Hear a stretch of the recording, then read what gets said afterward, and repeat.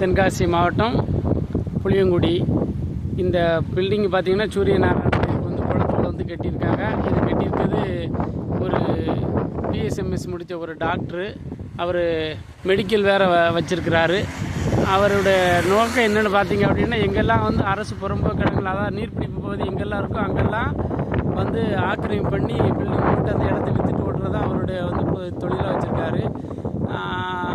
ஒரு இதில் இன்னொன்று பார்த்தீங்க அப்படின்னா, ஒரு சுடுகாடு இருக்குது. அதாவது வந்து திறந்த வெளியில் ஒரு சுடுகாடு இருக்குது, பொது எரிமேடு இருக்குன்னா அதுலேருந்து 90 மீட்டருக்கு வந்து இடையில வந்து மின்சார இணைப்புகள் எதுவும் வழங்கக்கூடாது என்பது வந்து அரசு ரூல்ஸு.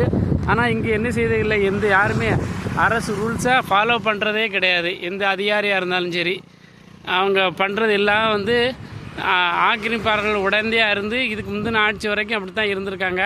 இந்த ஆட்சியிலாட்டும் இந்த ஆக்கிரமிப்பெல்லாம் அகற்றி கொடுப்பாங்களான்னு பார்ப்போம்.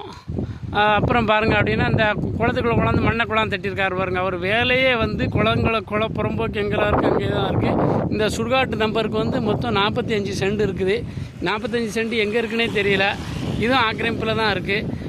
மாவட்ட ஆட்சித்தலைவர் அவர்கள், தென்காசி மாவட்ட ஆட்சித்தலைவர்கள் இதில் வந்து தலையிட்டு எங்களுக்கு இந்த இதில் ஆக்கிரமிப்பில் உள்ள வழங்கப்பட்ட இடங்களெல்லாம் அகற்றி இந்த குளத்தை வந்து குளமாக எங்களுக்கு ஆக்கி தரணும்னு சொல்லி அவர்கிட்ட ஒரு அன்பான வேண்டுகோளை வைக்கிறோம். நன்றி, வணக்கம்.